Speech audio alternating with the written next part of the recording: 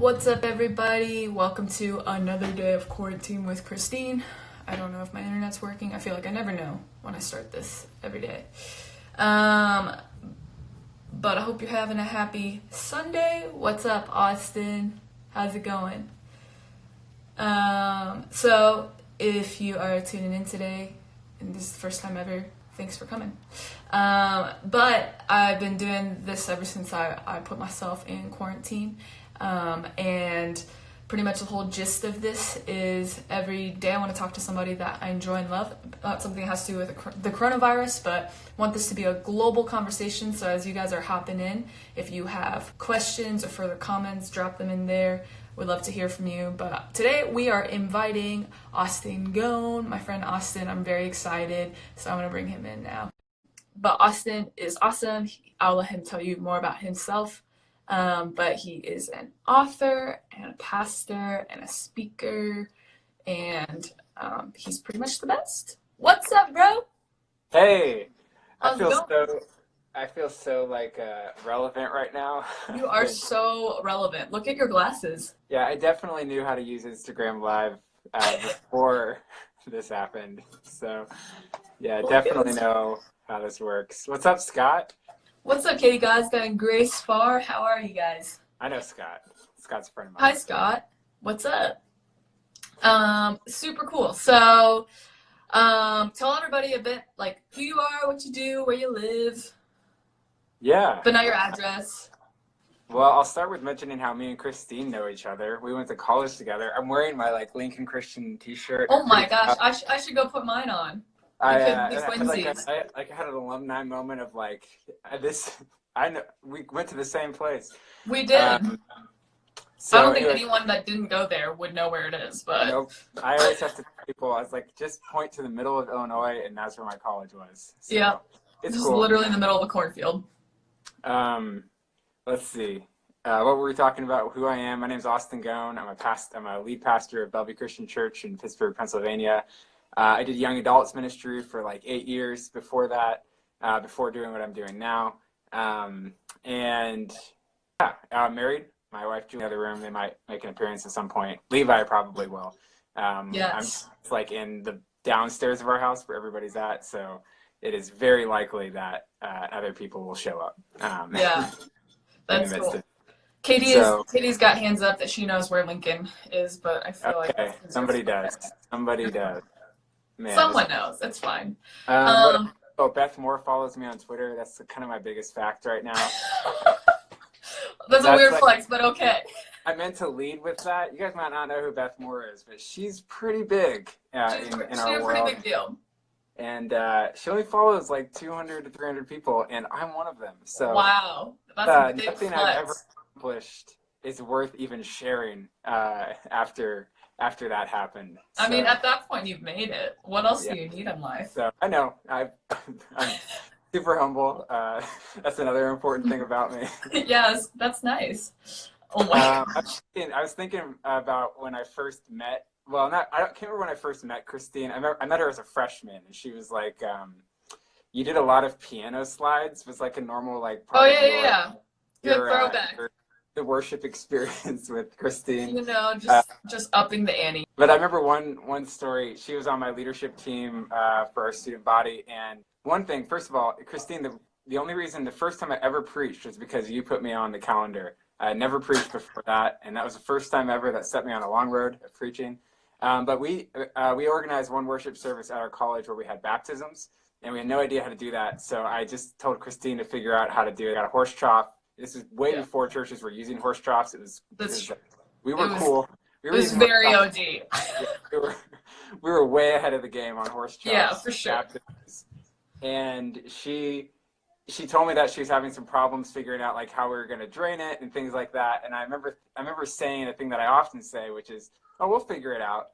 Yeah, to which Christine kind of blew up at me and she said, "I'm the one who has to figure it out. And that's why I'm coming to you." So I learned that day that when you say someone will figure it out, there are actual people that are responsible for that, and you can't just avoid everything. That's characteristic. That's hilarious because I don't remember getting mad at you at all. The only thing I remember was that we borrowed a horse trough from the Big R in Yeah, town. that's the most And annoying thing to do. and he when he gave it to me, they let us borrow it for free. They're like, have fun at your party. So I think he thought we were using it for drinks. And I was like, no, we're like Probably. we're baptizing people. It's fine. That's great. That's Yeah, great. that's all I remember about that I experience. also know this about Christine. She's generous. She's kind. She's loving. She's humble. She's always thinking about other people. You try to ask. You try to let her ask you questions about you, and she'll never let you ask questions about her. She always wants to turn it back on you and talk about how you're doing. How's your soul? So I'm Very excited to talk to my friend Christine. That's Yeah, all. I'm stoked to get to talk with you. It's been a bit. So I really wanted to get you on here because, well, one, you're very freaking smart. You have like a master's degree now, bro. I do. You're I'm a master. I'm a master of the divine. Is master of the divine. wow. You may Um, have something about God, and oh my gosh. I probably don't know. But I do think it's interesting. Can you tell everybody how old you are, real quick? Yes, I'm 30. You're a whopping 30, but you're a lead pastor. I don't feel like that's very normal, for people as young as you to be a lead Yeah. pastor normally. So can you just really quick summarize like how that journey kind of unfolded and Well, I'll tell you this, that one thing that I think in general is that 10-year plans are overrated. So that'd be my first piece of advice today is forget your 10-year plan. It doesn't really matter a whole lot. I think the most important thing is just to kind of say yes to opportunities that God places in front of you. And you'll find when you look back on your life, it was just a long procession of yeses to where God was calling you at the time. And I honestly think that God could be happy with us. In a lot of ways, I think our lives are very much choose your own ending stories, that God has many endings that could be, that are just fine and that he could be happy with for our lives. This is the one that I felt like the Lord was leading me to say yes to. Anyways, I grew up at the church I'm pastoring now. My dad was the pastor of this church when I was in high school and through college, and even through the past 7 years I've been doing ministry there. So I moved back here 7 or 8 years ago. I was really feeling I wanted the young adults in my hometown of Bellevue and / Pittsburgh. Bellevue's kind of like a part of Pittsburgh too. I wanted them to know Jesus, and so I moved back to try to make that happen on a very tiny paycheck. I remember making a budget of how much I thought we needed to live, and it was way less than I was totally off on what we needed. But thank God I had no idea. So, anyways, we did that for a while and just kept kind of saying yes to things as they showed up at our church, whether it was preaching more on Sundays or running kind of how we do small groups or a variety of other things. And then over time, just the opportunity came up to say yes to being lead pastor here. And so it wasn't anything I ever saw myself doing, but it was just saying yes to opportunities that God placed in front of me. So forget your 10-year plans. Just say, what has God for me right now? And then see where that opens up next. yeah. Hi Ethan. Hi Hannah. We got some LCU people dropping in. I love it. No. You know what I love a lot about your story, Austin? I think even I think we've talked about this before, the parallels of our journey, which pretty much ever since college I haven't seen you in person. But I know for me, I've moved around a couple places, and I think one of my personal struggles is how does that play into some of the trends of millennials, just bouncing around and coming across I just do whatever I want. But I love that your story just tells such a story of legacy, of going back to your home church. It's not sexy. It probably wasn't cool on paper in a lot of ways, but you've been so faithful. You made sacrifices to do that, and that God has opened this door of opportunity because you put your hands to the plow. Even when it didn't look like it was going to, let's just plan a focus while we're here. I don't know if they'll let us back, honestly. But good times. So I wanted to talk with you today about rule of life in a digital age. And so before we kind of get into all of that, can you explain for everybody what's a rule of life? Because I was just thinking, if I'd never heard that phrase before, it really doesn't sound that great. I'm not super interested in having rules for my life. But can you kind of talk about what is that? Yeah, when it comes to rule of life, it is a strange phrase. I don't even use it a whole lot because it's strange, and I work in a city with lots of unbelievers and people who don't know God, didn't grow up in church, but even people who grew up in church don't really know that phrase, rule of life. In case you don't even know what we're saying right now, it's RUL, of life. So rule of life. And Did so you say RUL? RULE. I don't know how to say it. Roll of life. Life. Now Like a roll of toilet paper, like a roll of your life. So rule of life. But what that is, it's really just a set of habits that are meant to help you become a certain kind of person. So it's structuring your life in such a way, it's structuring your habits so that the outcome is the kind of person you want to become. And so like right now we're, in Pittsburgh and it's spring and it's gardening season. And this is the metaphor I always use is Julie and I are currently planning what kind of harvest we want in August, September, and October. And so we're thinking we want cherry tomatoes, we want basil.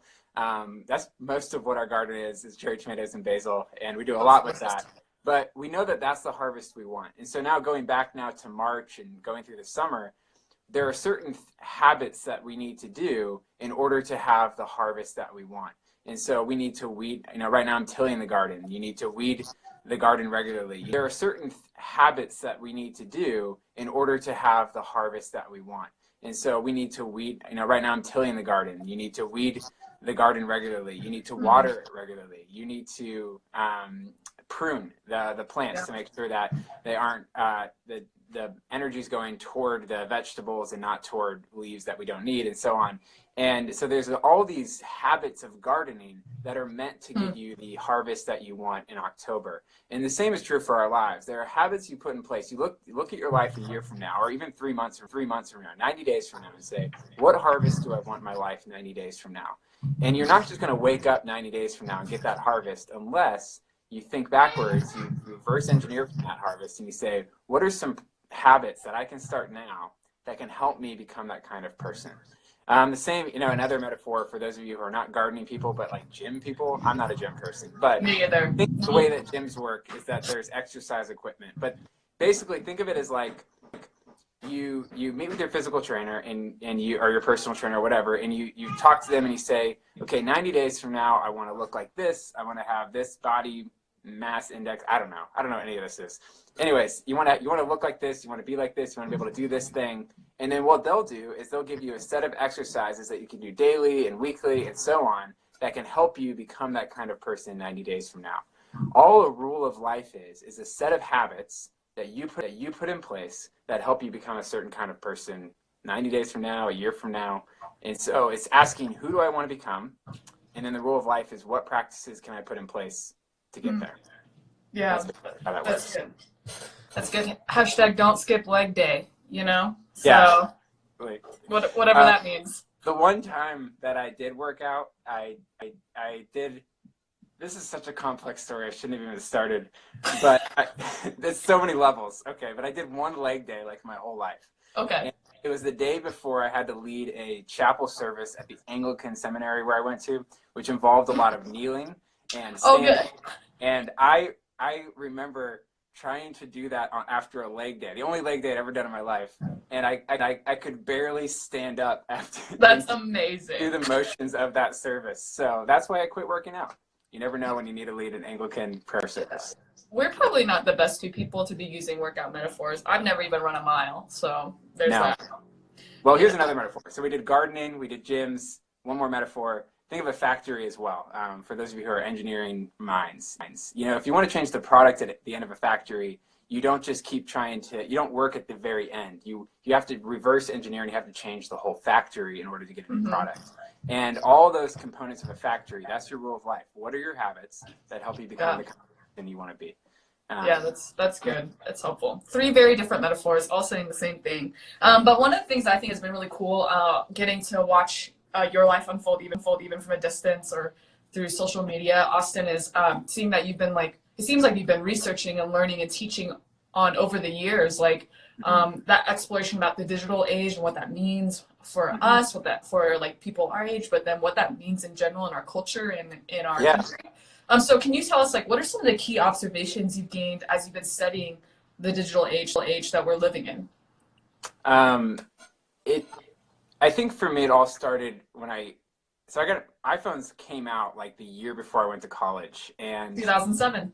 And I went to college in 2008, and I didn't get an iPhone until I think right after college or right at the end of college, like 2012. And Mm-hmm. I think from then I just noticed immediately the way it changed my behaviors. It changed the way I thought about myself. It changed the way I thought about other people. It changed the way I spent my time. It changed my time with God.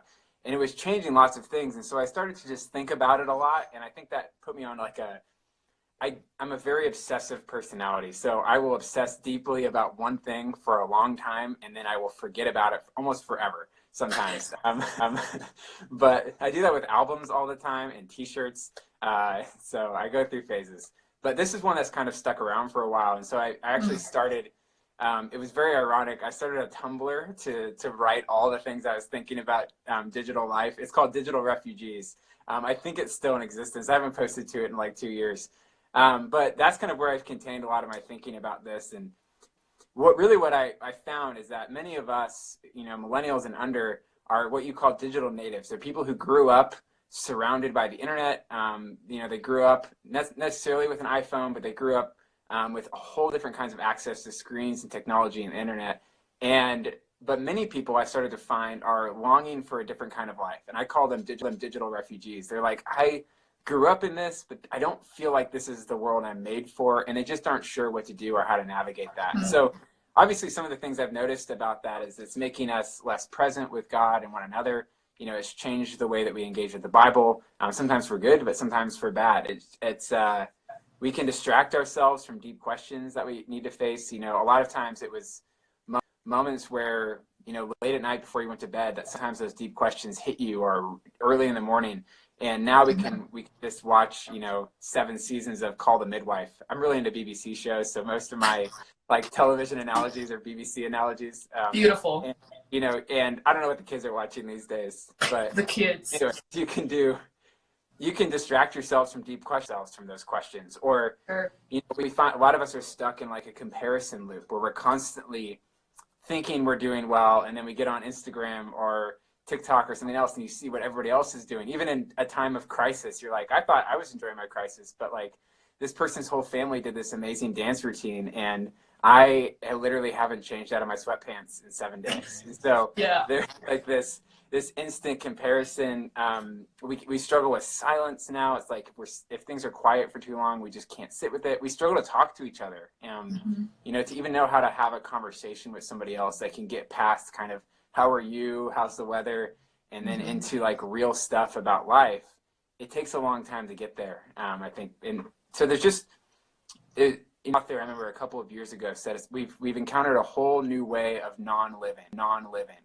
And this isn't necessarily the way we were made to live. It doesn't mean that technology is always bad, but that it does have a gravitational pull in a direction. Usually that's unhelpful when it comes to actually living well. And so you have to be very attentive and careful. But if you're not being attentive to the way you're using technology, it tends to slip toward the worst possible ends.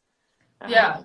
So as you're talking about that, one of my questions is like, what kind of people do you think we'll become if we don't mind ourselves with how we're interacting in the digital world? Like, can you kind of give us some pragmatic things that you think we usually? Well, I think you can kind of see it, and a lot of the research has come out over the past couple of years. There's a direct relationship between the rise. I know mental health is a complex issue, but there's a direct relationship between the introduction of the iPhone in 2007 and the rise in anxiety in America's teenagers. And so there's little things like that. I think we're going to find that we're more anxious. I think that we're going to find that we're less able to, some of the things I just talked about, we're less present in everyday life and we're missing out on experiences that for generations people had, because we're just not there for them.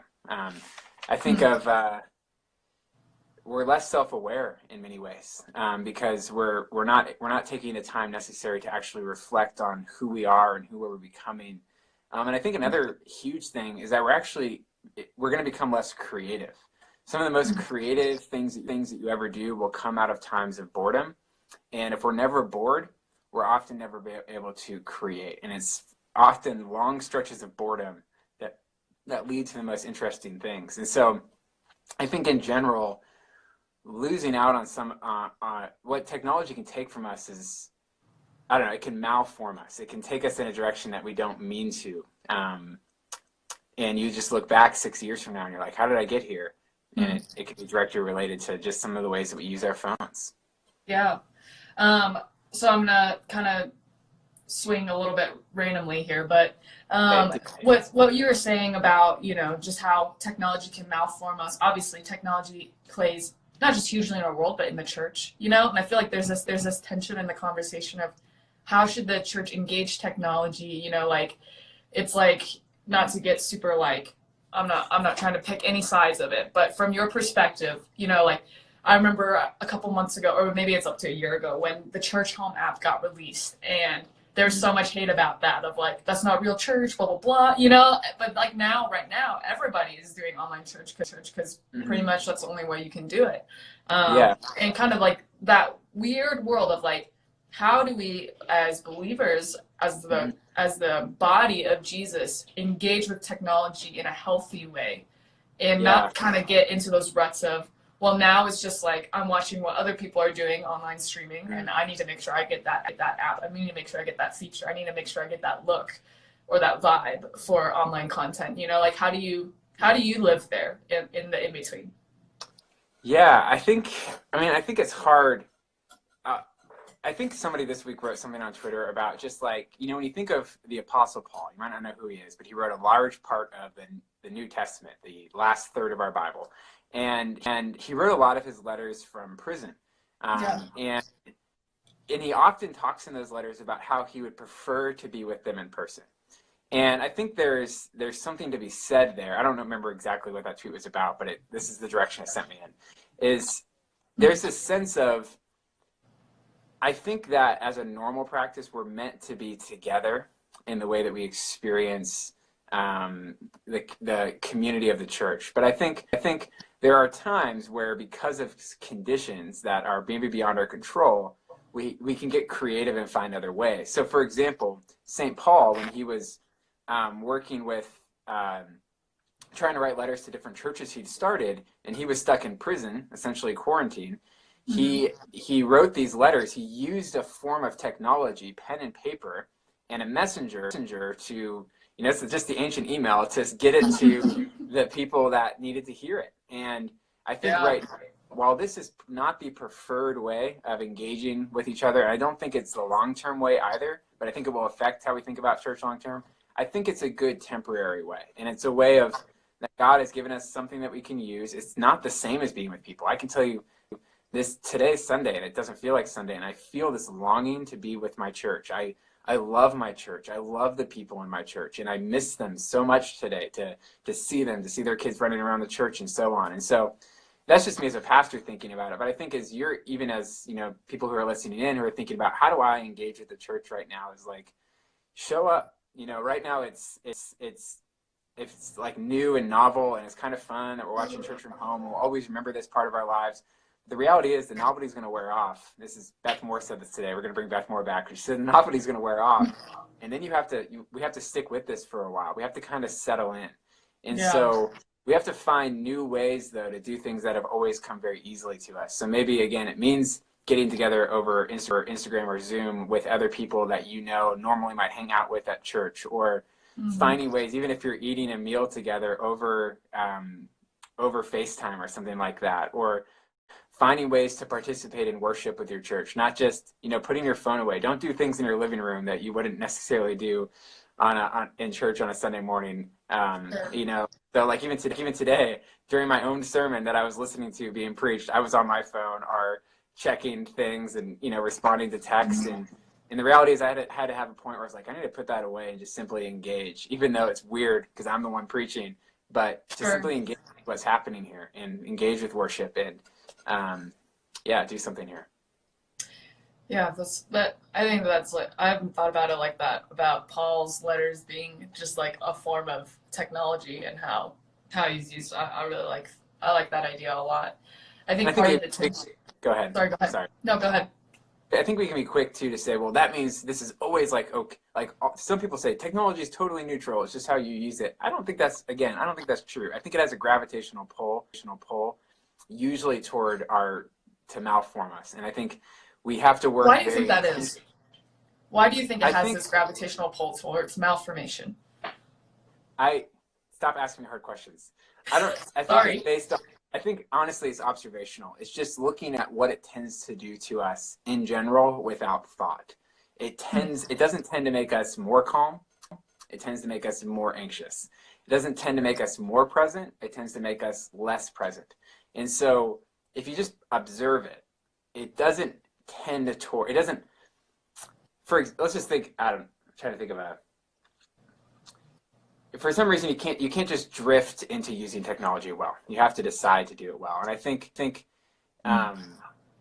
even with how we're doing church right now, we have to make decisions about how to do it as best we can in non-ideal conditions, while being, I'll just leave it at that.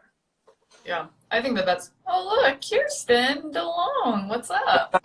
But seriously, it's so fun with all the LCU people that are just popping in. They do. Oh, Lauren Bakerholt.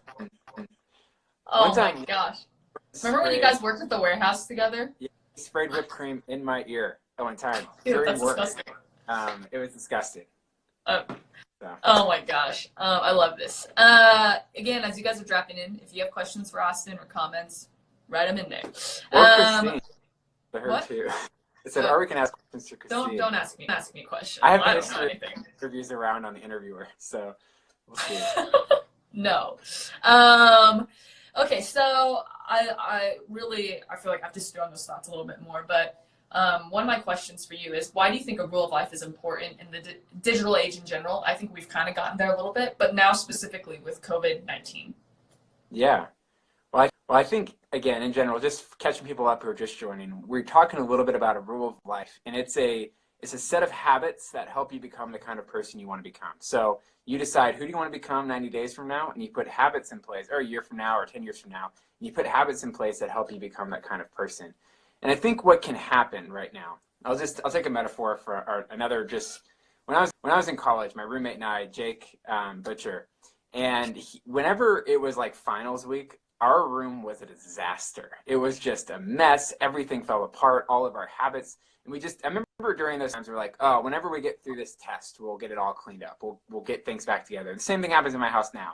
If we're having a really crazy week, you can tell because the dishes pile up. There's a bunch of coats on the floor near the front. All of our clothes in our bedroom are not on hangers or anything. They're everywhere because we've thrown out our habits. And we said, well, when life settles down, we will put our habits back in place. But it's actually when life is most unsettled that you need habits that can help you get through that time. So there's this tendency, I think, right now with COVID-19 to think, well, when life gets back to normal, then I'll get my habits back in place. But the reality is we have to settle in to this, because this isn't going to be short term. It's going to be long term, and it's going to affect our lives for a long time. I don't mean that to freak anyone out, but the reality is, and even if we go back to normal, it's going to be a new normal. It's not going to be the old normal. It's not going to be the before times. It'll be different. And what keeps coming to mind, I'm going to come back to rule of life, but it's Jeremiah 29. It's just been my heart. It's been on my heart this whole time. What happens is God's people, the Jews, are sent into exile. Their whole life is disrupted. They're unsettled. Everything's uncertain. They're kicked out of their homeland. Nobody knows where they're going to live. Wedding plans are thrown off. Renovation plans are ruined. Their whole spiritual life around the temple is over. And everybody's thinking, what are we going to do? And Jeremiah writes them this letter in Jeremiah chapter 29. And he says, look, this is going to be a while, but settle in and do things that you would normally do. Get married, make babies, plant gardens, seek the welfare of this. And then he says this famous verse, Jeremiah 29. Christine, you probably have it tattooed on you or something. But it says, okay, that's really rude. I'm not that cliche. I'm pretty cliche, but not that cliche. It's probably in Hebrew, some of you do. Oh, wow. Dang. Okay. It's on back walls all around America. Jeremiah 29:11 says, look, I have a hope and a future. And the Lord cares for us. And so I think there's this sense of, look, this is going to be a while on one hand. On the other hand, there's a hope and a future. And so in the midst of the little while, with hope, we have to put some practices in place and some habits in place that allow us to persevere through the midst of this. And so I was thinking a little bit about what some of those habits are. Some people have done some really good work on this already. Christine's not really, Christine's spirit animal might be John Mark Comer. What's up? Sorry, technical difficulties. Seeing if the reset will fix it. Hopefully it will. I love the internet so much. I love how good it is. I'm gonna see if Austin can hop back in. There we go. Katie Gazda, Kirsten's back. What's up? I don't know what's going on. Hi, Hannah Scott. I love you. And Brittany and Brian. Austin, you're back. I don't know if your Wi-Fi is like exploding on you. What's up, Haley? Vegas Girl, 1999. Ooh, you're buffering, Austin. Hi, Laura.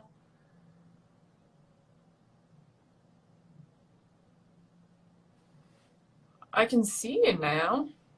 What's up, Lauren Baker Holt? But I don't. You're cutting in and out and buffering still, kind of.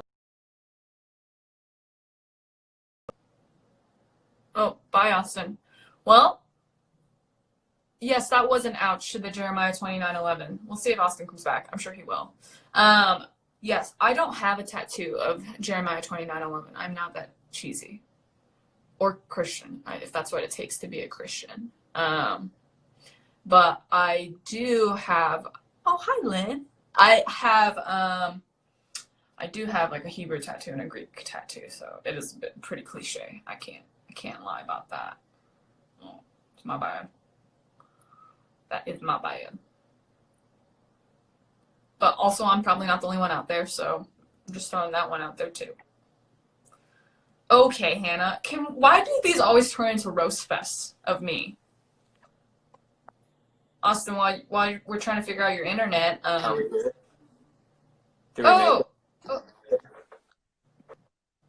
Oh, there we go. That's better. Yeah, I can hear you again. Yes, there you are. Much better. You're in your kitchen now.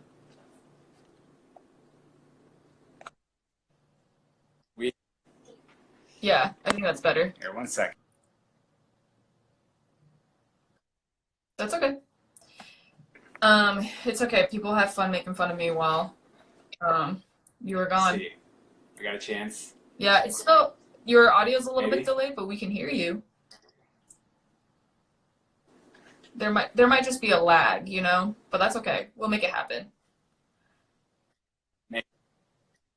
We just can find out how it is. Okay, I think we're okay. Let's. You're with me. Give me a high five. Mm, We'll just power through.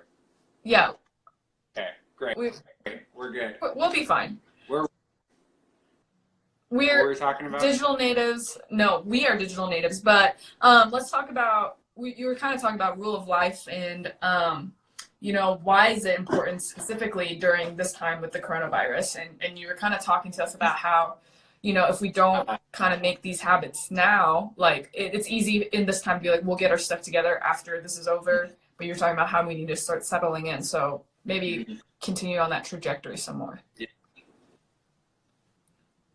Yeah. So I was thinking about some like things that are good habits are good right now. So like settling in habits, making the most of this time, not wasting this time of withdrawal. And there's this author named Mark Sayers. He's really helpful. I pay attention to everything he says. But one of the things he said years is he says that one of the normal rhythms of life, what he calls withdrawal and return. It's very hard to say that word. We'll just say withdrawing and returning. And sometimes that a season of, if you look at the life of every person, every saint who's ever done anything great, what you find is that pattern in their life, this cycle of withdrawing and then returning, withdrawing and then returning. And sometimes it was because they were choosing to withdraw, and then other times it's because they were forced to withdraw, whether because of sickness or a cultural crisis. And so what I would say is that we're in a season where we're actually, as a whole culture, forced to withdraw for a minute before we return with full force. And so there are some disciplines or practices or habits that you can put in place right now that can help you make the most of this so that we can return as better people than when we make sense.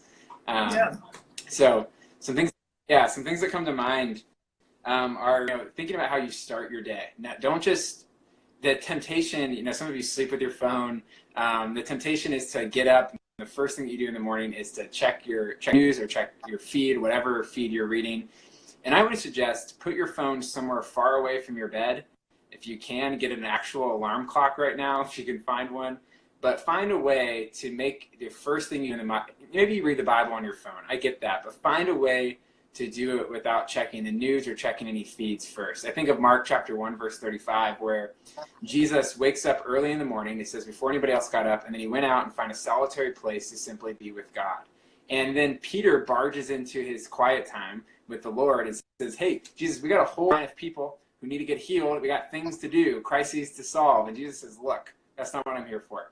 And he was able to say that because before he checked his email, before anything else, he spent time with the Lord to get his head in the right place. And so I think taking some time right now to start and end your day without your phone as best as you can. Andy Crouch writes about that. Justin Early writes about that.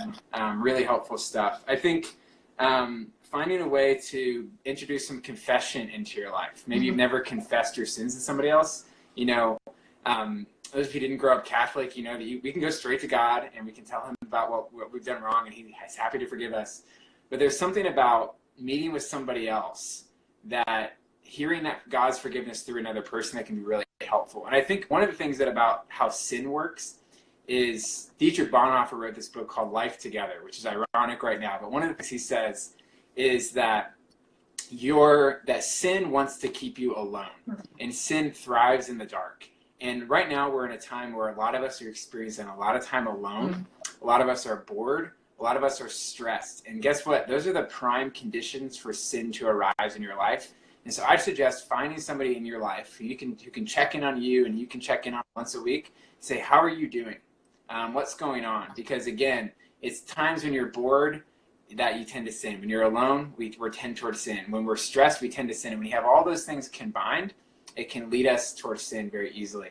And so I think finding somebody that we can check in with regularly. I think finding a life-giving hobby right now can be really good. I think John Mark Comer called this a focal practice, but something that you do that you did in the before times and that you keep doing now. So for me, it's baking. Again, let's go back to the BBC. I watched a lot of the Great British Baking Show. I love that show so much. It's the most wholesome show on TV. I cry every season because their families are so proud of them, and I'm like, you care so much about this tart that you're making. I love it. Oh. Here's the thing. So I watched all those seasons of the Great British Baking Show, and I thought to myself, wait, these are just ordinary people. I can bake things. I can bake the food I want to eat. It changed my life. And so that's awesome. Weekly I bake sourdough bread. This week I did pizza instead. But that for me is a time where I'm just focused on something normal, something life-giving to me. In the midst of everything else, it can be easy to think, I'll get back to baking bread after this is all over. But it's right in the midst that I need to do that kind of stuff the most. Or even for me and Julie, we're planting our garden right now. And that kind of stuff, or building or renovating, for me, those are life-giving things. Find a life-giving practice for you that's just a super normal thing. And make time for it every day or every week, whatever it is that's the right rhythm for you. And then I think the last thing I would say is just find ways to limit your social media and Netflix. So going back to, waking up early, being with the Lord, spend time in the Word, in prayer. Don't waste that time in the morning before you turn your phone on. Try to find a way to turn it on later and to turn it off an hour before you go to bed. But then in general as well, find a way to limit your social media intake and limit your Netflix intake as well. Like, I had to refollow Christine to do this, but I actually only follow my immediate family on Instagram because I found that it made my life a lot happier.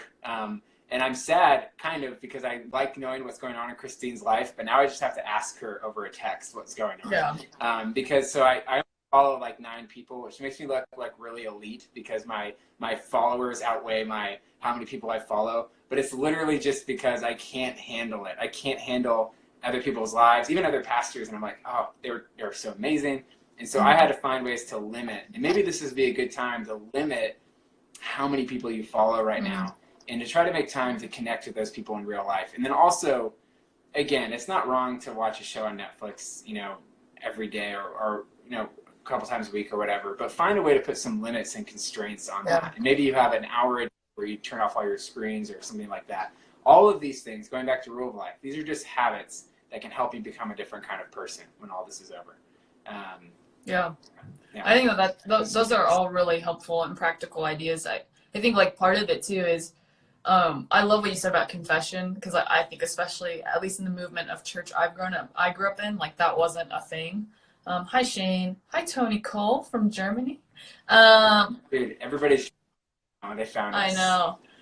What's up, Faxon? What's up, Miss Brown 05? Anyway, so I think for me, that has been one of the most important spiritual disciplines for me. And I'm glad to know you, Tony. You're doing amazing things in Germany. But I think for me, like, so my confessions partner is Hannah Bonifacius, and she's actually going to be on tomorrow. But we started doing it in college, and it has been so transforming for my inner life. And I think in the way we practice it, we still confess to the Lord, but it's just in the presence of one another.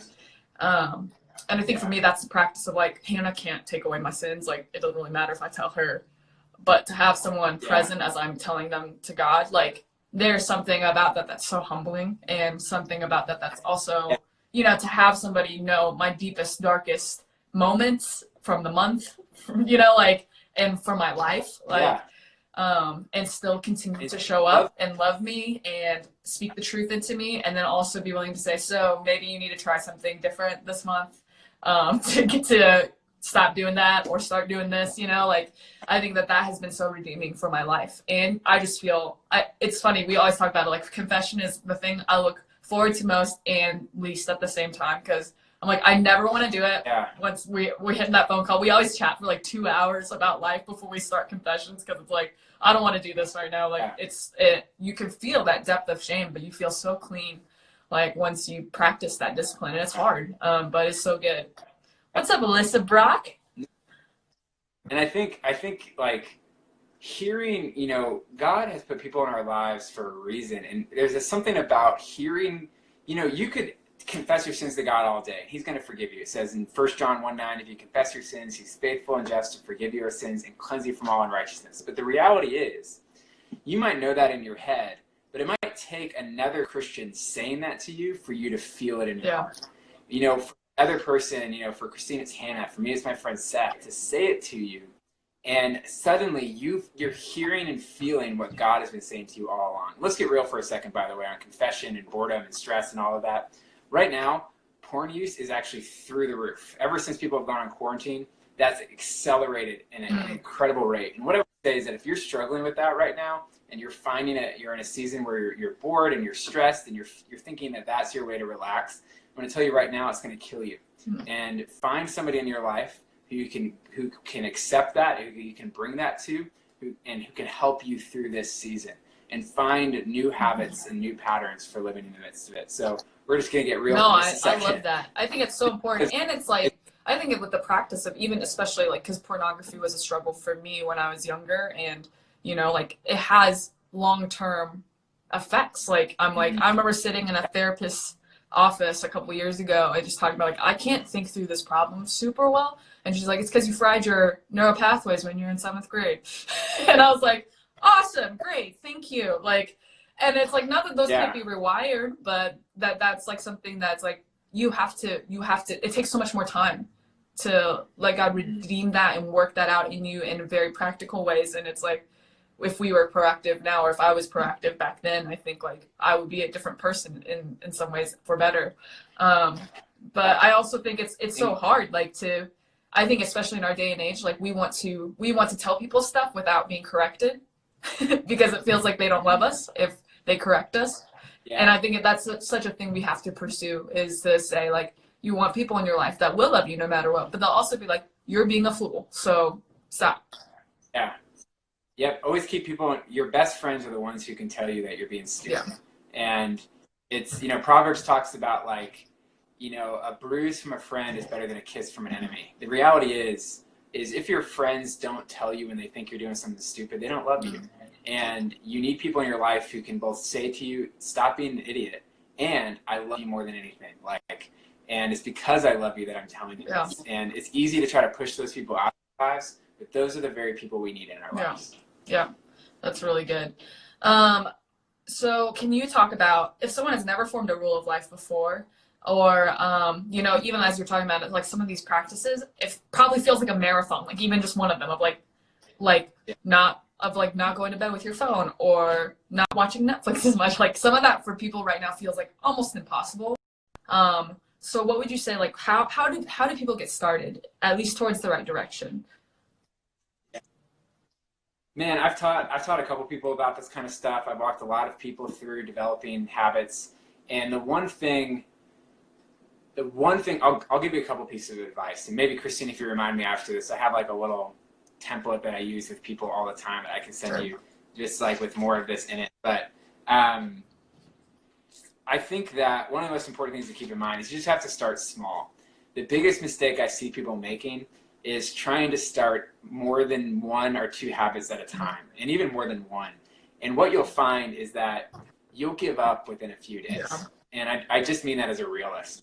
It's just not going to work. And it's hard. I'm a perfectionist, so I see all the things wrong with me at the same time. And I want to develop all the habits to fix all the things wrong with me at the same time. And then what I find out is 90 days from now, I'm right back where I started, and I've done nothing different because I tried too many things at once. So I would just say start small, even if you know there's a lot of things. Like maybe you heard a couple things like, oh, I need a life-giving hobby, and I need to watch less Netflix, and I need to do, just find one thing. Yeah. Just find one thing you can do. Another thing that I would say is it's better to have things that are shared rather than solo.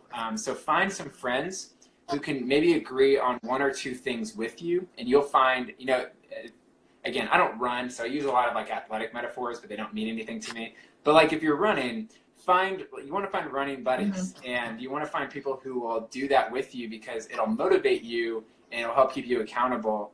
And a rule of life really isn't meant to be done by yourself. It's meant to be done with other people. And so finding one or two other people who say, hey, let's come up with a couple habits that we want to do during COVID-19 to help us become better people and to become more like Jesus. So a couple other things is, I think the most important day, I got this from John Acuff. He has a book called Finish, and about just how to finish things you start. And one of the things that he says in that book that's always stuck with me is that the most important day in any goal is the day after perfect. In other words, the day when you get it wrong, when you mess up, are you going to start again the next day? And what happens is most people give up the moment that their perfect streak is ruined.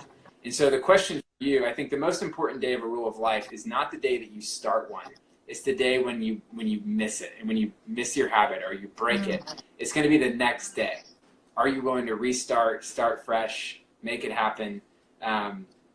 And then last thing I want to say about that is your rule of life doesn't save you, Jesus does. That ultimately we're learning to live everyday life like Jesus. That's the phrase we use in our church. But we're doing that because Jesus has already saved us. Not because of anything we've done, not because of how well we navigated COVID-19, not because of how great our habits are, but because of his mercy, because of his grace. Just read Ephesians chapter 2 and you'll get all of that. God, it says, by grace we've been saved through faith. It's a gift, not of ourselves, so that no man can boast. Your rule of life, your habits don't save you. God does. And he saves us into now a new way of life. And a way of life that you begin to experience by putting some habits in place. Yeah, now you're preaching, bro. I know. Well, I've been preaching all. Actually, in some ways, I didn't preach at all today. So You're just trying to get it out. Can you talk about? Do you think a rule of life only pertains to people of faith? Why or why not? You want to visit Levi? Levi, stop there, and then we can talk about all our unbelieving friends. Come here, buddy. Can you say hi to Christine? Hi, Levi. You say hi, Christine? How's it going?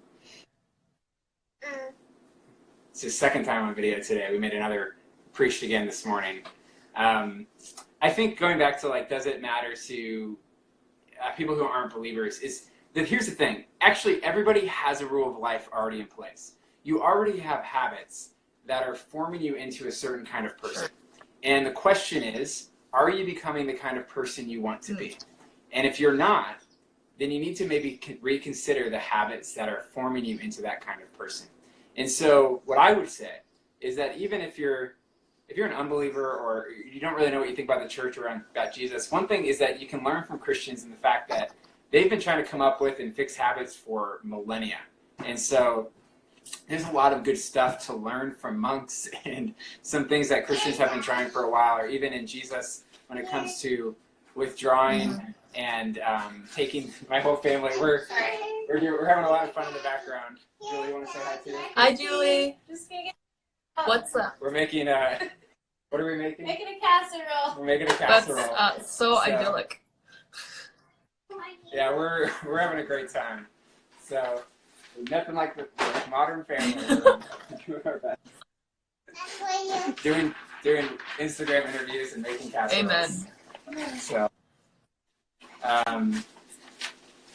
yeah, so I think as an unbeliever, I think the key to realize is that you do have habits. They are forming you, and you are becoming a certain kind of person. Sure. And the question asks, are you becoming the kind of person you want to be?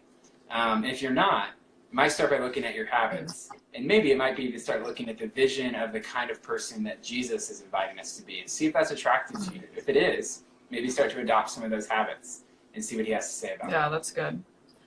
Man, that's all really helpful. I feel like you gave me a lot to chew on, for at least for me. Yeah. I hope that helps a lot of other people too. I think for me, I've been feeling that pressure of, like some of my habits. I feel like some of my habits picked up better because I'm like, I need to put some boundaries in place because of like being in my home all the time. But I also know I wasn't ready for some of the ways that changes would affect me. Like, I feel like I work so much more now because I'm always at home and I'm always just a text away, like whether it's 8 a.m. or 8 p.m. And so I've been trying to form better boundaries of like, I'm not going to do this at this time. I really want to, but I'm not going to, because I'm a perfectionist. So there's so much of that in me where I'm like, I feel very driven to and compelled to keep working and keep doing stuff. And I've had to learn, like, that's not good for me. It's put me in a very weird mental space. And so I'm like, that has so much to do with my own habits. So at least for me, it's a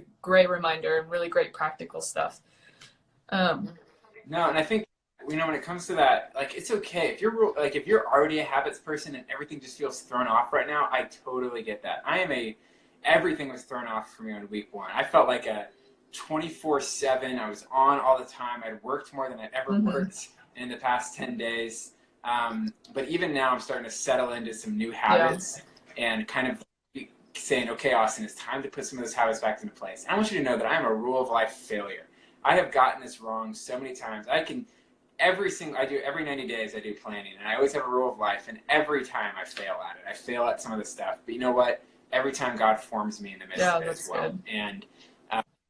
And so it's okay if you feel thrown off right now, and it's okay if you're trying to establish new kinds of habits, even if it's just one right now. Oh, this is a great question. Kirsten says, what are you two reading in these days of being home? Yeah. Christine, you can go first. Okay. I'm reading Narcissism in the Church by Chuck DeGroat. I'm finishing that one right now. What? And I'm reading The Body Keeps the Score, which is a book about trauma. Those are the two ones that I'm working through right now. Sorry.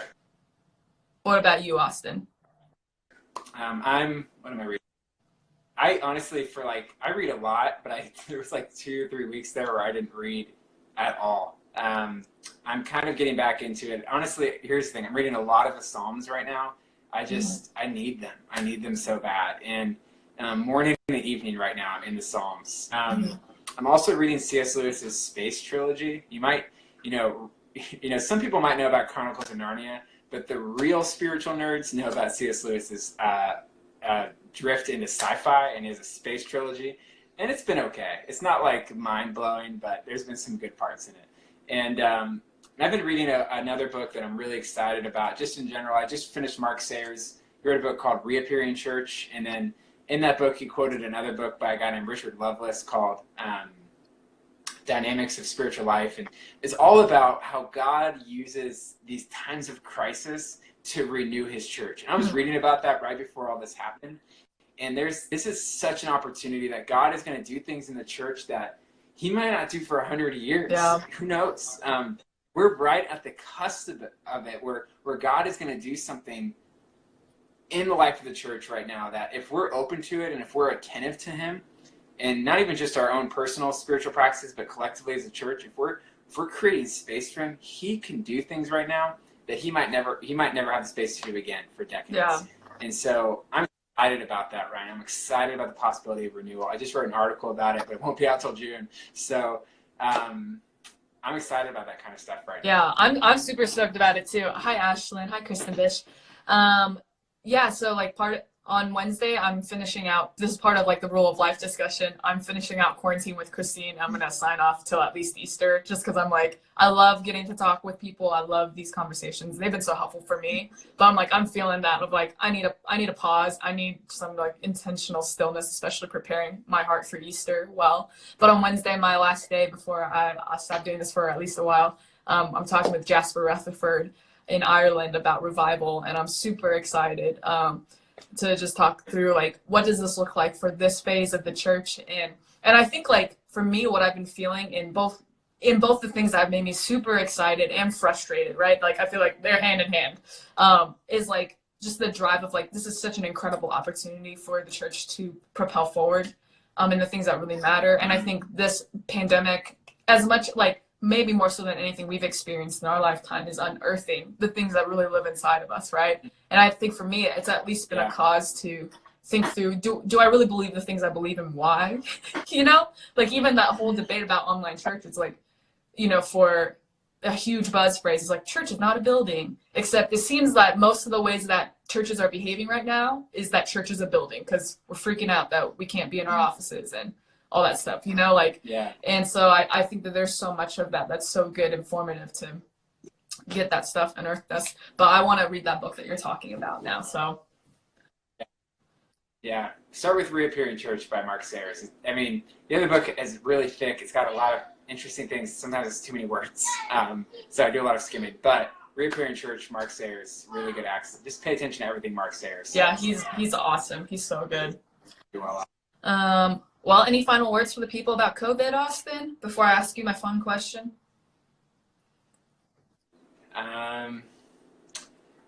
Not really, except BBC has some great shows. Well, that was going to be my question for you. What are the top 3 shows or movies you would recommend to watch during quarantine? Oh, man. If you've never watched, here's the thing. They're only good for me. But Father Brown, basically a Catholic priest who solves murders. And it's the BBC show. It's on Netflix. And we love it. What's it called? So it's called Father Brown. It's Catholic priest solves murders. There's like 6 seasons of it on Netflix. It's so enjoyable. We really love The Crown. We're big fans of The Crown. And just because every episode feels like a great film. Yeah. And then we love watching American Idol audition videos. So we total old people got out our television and antenna we're watching American Idol on TV. That's tonight. Incredible. So I don't That's so funny. For some reason, for it to us. And then Great British Baking Show, of course. And now is a great time to learn how to bake. I made cookies last night. I'm just calling them quarantine cookies because they were made with a bunch of stuff that we had in our pantry, like oatmeal. That's amazing. And checked out a Pioneer Woman recipe and adapted it based on what we had. We're good. You're such that's amazing. I love that you bake. What's up, Ellie Boynut? Yeah, like I love the Great British Baking Show. I can't get through a season without crying, so I love it. I'm super happy that you watched that too. Yes. What are your surviving? What are my top what? What are your top 3 for quarantine? Oh, for quarantine? Well, I just started the Tiger King because everyone has been recommending it. I've heard from way too many people about that. I'm just like on episode 1, so I don't really have anything to say about it. But I'm like, I mean, there's a mullet, so I'm pretty down for that. And I've just finished This Is Us. I watched it like with the season on Hulu, you know. So that was a pretty good one. I've not gone there yet. Oh, The Good Place though. That's a great show. I love The Good Place. It's so funny. Yeah. But thanks so much for talking. What's up, Emily? Emily Rose Brown. Hey guys, thanks so much for joining us today. Yeah. And Christine has my info. If you need to follow up with anything, just send me a DM and we can talk about it, and I'll give you my best advice or anything like that. Yeah. Thanks so much for chatting. Hope you and your family have a great night, Austin. Bye. See ya.